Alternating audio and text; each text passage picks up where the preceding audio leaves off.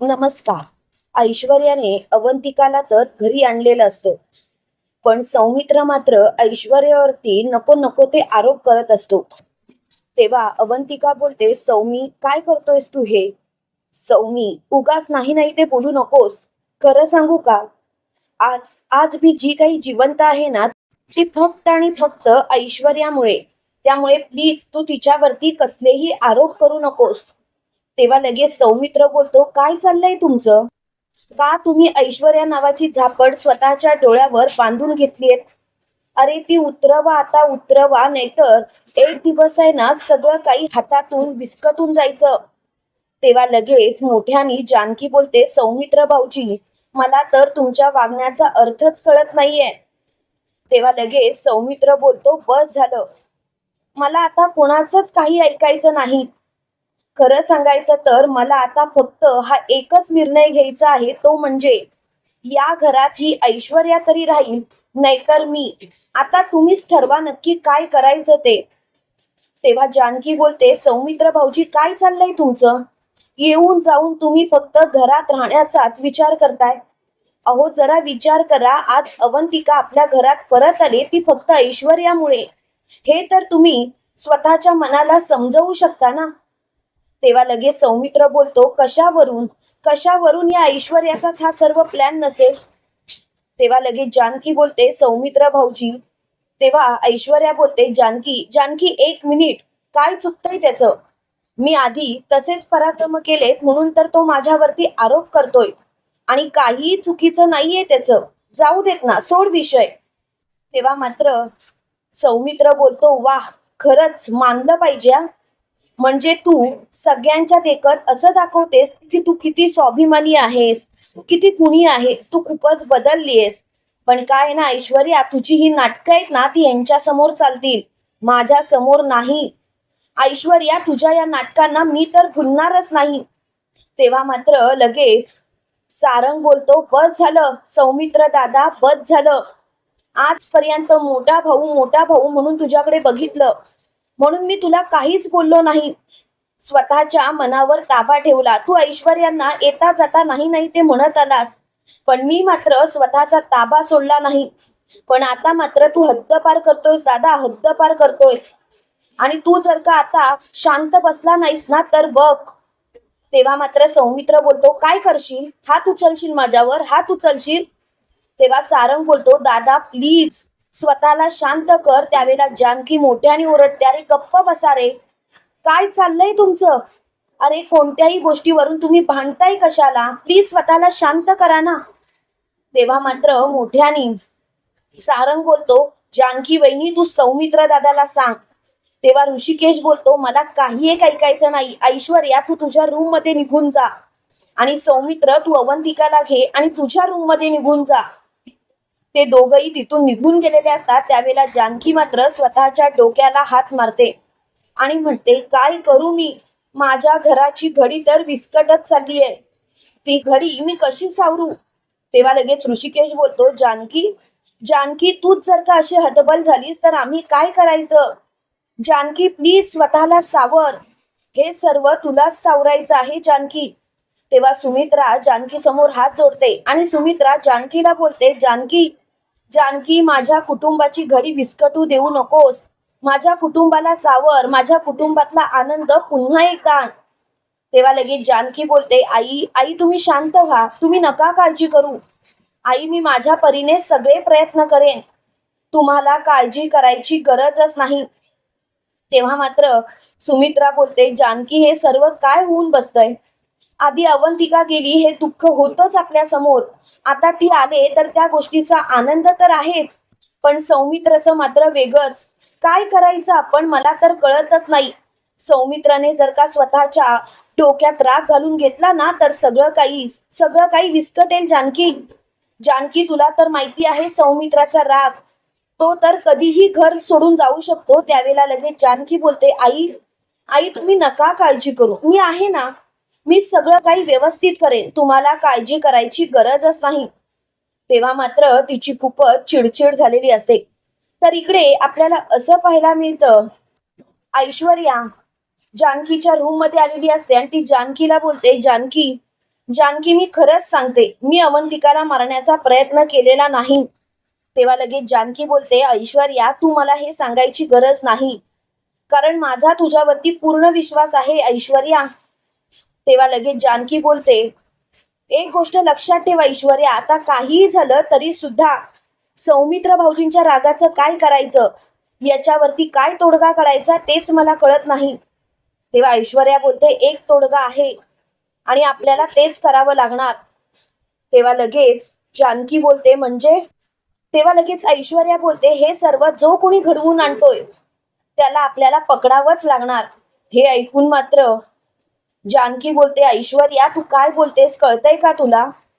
त्यावेळेला ऐश्वर्या बोलते, मी जे काही बोलते ते अगदी योग्य बोलतेय. तेव्हा लगेच जानकी बोलते, पण कसं कसं आणायचं सर्वांसमोर? तेव्हा ऐश्वर्या बोलते, तेच तर मला कळत नाही, पण हे सर्व नक्कीच ती माया घडवून आणतीये एवढी मात्र मला खात्री आहे. त्यावेळेला जानकी बोलते, काय बोलतेस तू? अगं, असं कसं काय होऊ शकतं, माया तर पोलिसांच्या ताब्यात आहे ना. तेव्हा लगेच ऐश्वर्या बोलते, जानकी, आठवतंय ना मायाने तुझ्यावरती कसा हल्ला केला होता? पोलिसांच्या ताब्यात राहून सुद्धा आपण मायाला हलक्यात घ्यायला नको. माया जशी दिसते ना तशी नाहीये आणि मायाला कोणाचं तरी सहकार्य नक्कीच आहे. त्यावेळेला लगेच जानकी बोलते, कोणाचं सहकार्य? ऐश्वर्या, तू काय बोलतेस ना, मला खरंच कळत नाही. त्यावेळेला ऐश्वर्या बोलते, जानकी, तुला खरोखर खरोखर विश्वास आहे माझ्यावरती? तेव्हा जानकी बोलते, हो आहे. त्यावेळेला लगेच ऐश्वर्या बोलते, काळजीच करू नकोस, त्या मायाला मदत करणारा माणूस दुसरा तिसरा कोणी नसून माझे माझे डॅडच आहेत याची मला खात्री आहे. तेव्हा लगेच जानकी बोलते, एक मिनिट ऐश्वर्या, आपल्याकडे काही पुरावा आहे का आणि तू त्यांच्यावरती आरोप करतेस? तेव्हा लगेच ऐश्वर्या बोलते, हो, मी त्यांच्यावरती आरोप करते कारण मला खात्री आहे की तेच हे सर्व घडवून आणतायत.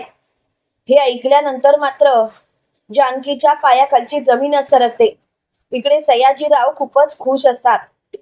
त्यावेळेला ऐश्वर्या आणि जानकी सयाजीरावांच्या घरात आलेले असतात. ऐश्वर्याला बघून सयाजीराव म्हणतात, ऐश्वर्या, तू तू इथे काय करतेस? तेव्हा लगेच ऐश्वर्या म्हणते, डॅड, काय चाललंय तुमचं? डॅड, पैशासाठी इतके सुद्धा लाचार होऊ नका की स्वतःच्या मुलीच्या संसारात तुम्ही ढवळाढवळ करताय. का डॅड, का तुम्हाला तुमच्या मुलीचं सुख बघवत नाहीये का? तेव्हा लगेच सयाजीराव म्हणतात, ऐश्वर्या, तोंडाला लगाम घाल, काय बोलतेस तू, कळतंय का तुला? तू तुझ्या बापाशी बोलतेस एवढं विसरू नकोस. तेव्हा लगेच ऐश्वर्या बोलते, हो, मी माझ्या वडिलांशीच बोलतीये, म्हणून तर स्वतःच्या मनावर ताबा ठेवलाय. या ठिकाणी जर का दुसरं कोणी असतं आणि माझ्या संसारात लुडबुड केली असती तर मी मागे पुढे पाहिलं नसतं, त्याचं थोबाडच फोडलं असतं. डॅड, तुम्ही सुद्धा तुमच्या मुलीला ओळखता, तुमच्या मुलीच्या मध्ये तुमचंच रक्त आहे, हे विसरू नका डॅड. त्यावेळेला लगेच सयाजीराव म्हणतात, ऐश्वर्या, तू माझा अपमान करतेस. तेव्हा लगेच ऐश्वर्या बोलते, अपमान? अहो, तुम्ही तर माझ्या घराला उद्ध्वस्त करण्याचा प्रयत्न करताय, माझं कुटुंब उद्ध्वस्त करताय आणि आणि मी तुमचा अपमान करतेय डॅड? डॅड, अहो, जरा बोलताना तरी विचार करा. तेव्हा लगेच सयाजीराव म्हणतात, काय चाललंय? जानकी, मला खात्री आहे हे सर्व तू माझ्या मुलीच्या मनात तूच भरवलंस. तेव्हा लगेच जानकी बोलते, मी तुमच्या मुलीच्या मनात काहीही भरवलेलं नाही सयाजी काका, उलट तुमच्याच मुलीच्या मनात हे सर्व आलं आणि तिने माझ्याजवळ व्यक्त केलं. तेव्हा मी तिला बोलले सुद्धा, ऐश्वर्या, असं करू नकोस, आधी आधी स्वतःच्या वडिलांच्या विरोधात पुरावे शोध आणि नंतरच कायदे बोल. पण तिचं मात्र एकच की नाही, मला पूर्णपणे खात्री आहे माझे डॅड असं सर्व करू शकतात. तेव्हा लगेच सयाजीराव बोलतात, म्हणजे ऐश्वर्या, मी असं काय केलंय की तू माझ्यावरती असे आरोप करतेस? तेव्हा लगेच ऐश्वर्या बोलते, खरं सांगू, मला खरंच खूप काळजी वाटतेय डॅड तुमच्या या वागण्याची. मायाने तुम्हाला किती पैसे दिले डॅड, लाखात, कोटीत? तेव्हा मात्र सयाजीरावांच्या पायाखालची जमीनच सरकते आणि सयाजीराव म्हणतात, ऐश्वर्या, खरंच तुला मानलं पाहिजे, तेवढ्या तिथे तिची आई आलेली असते आणि ती मोठ्याने बोलते, ऐश्वर्या, काय बोलतेस तू? तेव्हा लगेच ऐश्वर्या बोलते, आई आई, मी जे काही बोलते ना ते योग्यच बोलते. विचार ना डॅडना, त्या मायाने यांना किती पैसे दिले. तेव्हा लगेच ऐश्वर्याची आई बोलते, ऐश्वर्या अगं उगाच काहीही बोलू नकोस. तेव्हा लगेच ऐश्वर्या बोलते, आई जर का डॅडने तिच्याकडून पैसेच घेतले नसते तर डॅडनी माझ्यावरती आवाज चढवला असता, माझ्याशी ओरडून बोलले असते ते. पण आता मात्र जे काही घडतंय ना ते चुकीचंच घडतंय. आता मात्र मी कोणालाही माफ करणार नाही. आणि काहीही झालं तरी सुद्धा मला आता या विषयावर वादच घालायचा नाहीये. तेव्हा मात्र तिची खूपच चिडचिड झालेली असते. त्याच वेळेला आपल्याला असं पाहायला मिळतं की सयाजीराव मोठ्याने बोलतात, ऐश्वर्या तुला यामध्ये पडण्याची गरज नाही आहे. तेव्हा लगेच जानकी बोलते, सयाजी काका माफ करा, लहान तोंडी मोठा घास घेते. पण एक गोष्ट मात्र नक्की, मी माणसं ओळखते एवढा मात्र माझ्यावरती विश्वास आहे. तुम्ही ऐश्वर्याच्या नजरेला नजर मिळवून बोलू शकत नाही, याचा अर्थ तुम्ही त्या मायाकडून पैसे घेतले आहेत. तेव्हा मात्र सयाजीराव बोलतात, जानकी पुरावा आहे का तुझ्याकडे. त्यावेळेला जानकी बोलते, पुराव्याची गरजच नाही. जर का माणूस खोटं बोलत नसेल तर तो एखाद्याच्या डोळ्यात डोळे घालून सांगू शकतो की मी असं काही केलंच नाही, माझी बाजू सत्याची आहे. तू माझ्यावरती कितीही आरोप कर, पण तुमच्याकडे बघून तसं वाटत नाही सयाजी काका. तेव्हा मात्र सयाजीराव म्हणतात, काय करणार आहात तुम्ही. आणि ऐश्वर्या काय करणार आहे, स्वतःच्या बापाला पोलिसांच्या ताब्यात देणार. तेव्हा मात्र ऐश्वर्या बोलते, हो देणार. जर का माझ्या कुटुंबावरती कोणतंही संकट येणार असेल तर मी माझ्या स्वतःच्या बापाला पोलिसांच्या ताब्यात देणार. आणि जोपर्यंत मी त्याला पोलिसांच्या ताब्यात देत नाही तोपर्यंत मी शांत बसणार नाही. कारण माझ्यासाठी माझं कुटुंब महत्वाचं आहे. खरं सांगू डॅड, कितीतरी वर्षांनी मला सुदबुद्धी सुचली आहे. मला माझ्या कुटुंबाची किंमत कळाली आणि मला माझ्या कुटुंबासोबत सुखाने राहायचं आहे, सुखाने नांदायचं आहे. डॅड मला बाकी काही नको आहे. पण डॅड तुम्ही जर का असं मुद्दामून करणार असाल तर मी तरी काय करू. त्यावेळेला सयाजीराव म्हणतात, वा ऐश्वर्या वा. अगं एक काळ असा होता ज्या काळामध्ये तू रणदिव्यांना उद्ध्वस्त करण्यासाठी रणनीती आखायचीस. आणि आता मात्र तू रणदिव्यांच्या बाजूने ठामपणे उभं राहतेस, त्यांना तुझं कुटुंब म्हणतेस. तेव्हा लगेच जानकी बोलते, काय आहे ना सयाजी काका, दिवस पलटतात. आणि एकदा जर का दिवस पलटले तर मात्र सगळं काही वेगळंच होतं.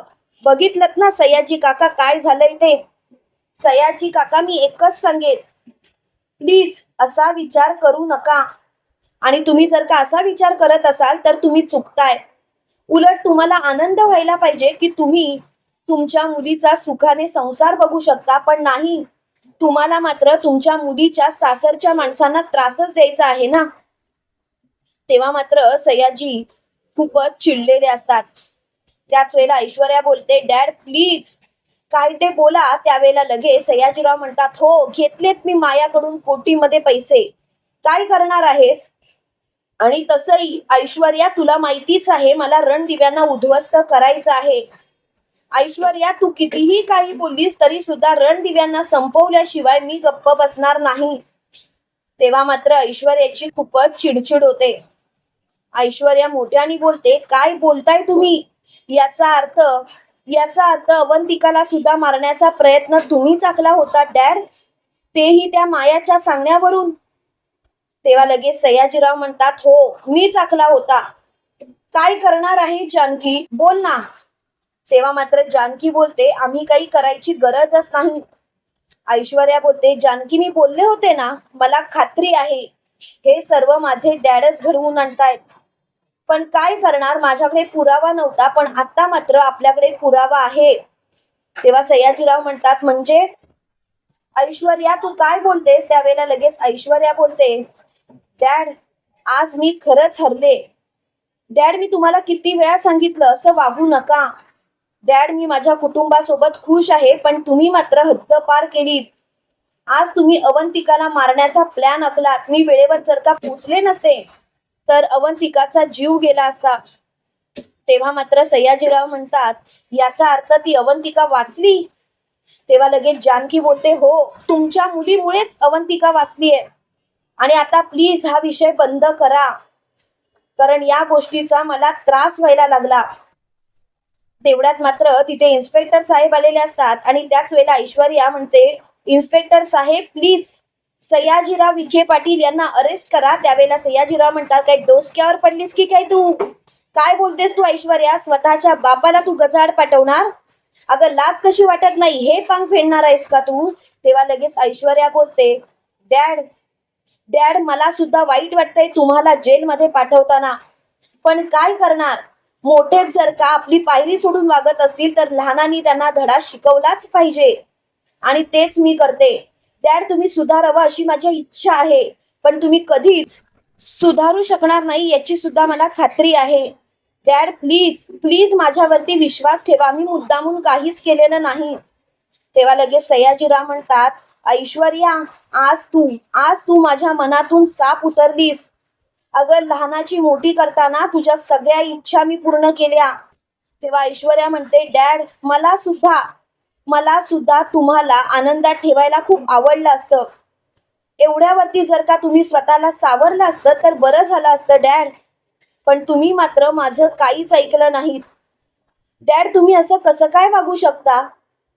तेव्हा मात्र सयाजीराव बोलतात, म्हणजे ऐश्वर्या तू काय बोलतेस कळतंय का तुला? ऐश्वर्या तुझ्या बोलण्याचा अर्थच समजत नाहीये मला. प्लीज ऐश्वर्या प्लीज हे सर्व थांबव. तेव्हा मात्र ऐश्वर्या खूपच चिडलेली असते. त्यावेळेला ऐश्वर्या बोलते, हे बघा इन्स्पेक्टर साहेब, यामध्ये सयाजीराव विखे पाटील जे काही सत्य ओकले ते रेकॉर्डिंग आहे. तुम्ही प्लीज सयाजीराव विखे पाटील यांना अरेस्ट करा आणि त्यांची कसून चौकशी करा. तेव्हा मात्र ऐश्वर्या सयाजीरावांकडे बघत सुद्धा नसते. इन्स्पेक्टर साहेबांनी सयाजीरावांच्या हातामध्ये बेड्या ठोकलेल्या असतात आणि त्यांना फरफटत ते नेत असतात. तेव्हा मात्र सयाजीराव म्हणतात, ऐश्वर्या पोरी तुला सोडणार नाही, मी सोडणार नाही. तेव्हा मात्र ऐश्वर्या खूपच रडकुंडीला आलेली असते. त्यावेळेला जानकी ऐश्वर्याला म्हणते, ऐश्वर्या सावर स्वतःला. ऐश्वर्या तुला होणारा त्रास बघवत नाहीये, पण एक गोष्ट मात्र नक्की ऐश्वर्या, तू आज जे काही केलंस त्यामुळे माझा तुझ्यावरती पूर्णपणे विश्वास आहे. ऐश्वर्या तू कधीच चुकू शकत नाहीस याची मला खात्री आहे. ऐश्वर्या प्लीज प्लीज स्वतःचा विचार कर. तेव्हा मात्र ऐश्वर्या बोलते, ज्या डॅडनी आजपर्यंत मला प्रत्येक गोष्टीमध्ये साथ दिली त्या डॅडला पोलिसांच्या ताब्यात देताना मला खरंच खूप वाईट वाटतं, पण काय करू, माझ्या कुटुंबासाठी मला हा निर्णय घ्यावा लागला. तेव्हा मात्र ऐश्वर्याची आई बोलते, ऐश्वर्या मला खरंच खूप आनंद होतोय. आज तू जे काही वागलीस ते योग्य वागलीस.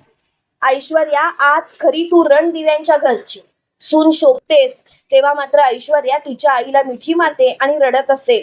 तुम्हाला काय वाटतं मित्रांनो, खरोखर सयाजीराव आता तर गजाड गेले, पण मायाचा रणदिव्यांविरोधात असलेला खेळ कायमचा समाप्त होईल का? कमेंट करून नक्की कळवा आणि असेच मालिकेंचे नवनवीन अपडेट पाहण्यासाठी व्हिडिओला लाईक आणि चॅनलला सबस्क्राईब करायला विसरू नका. थँक्यू.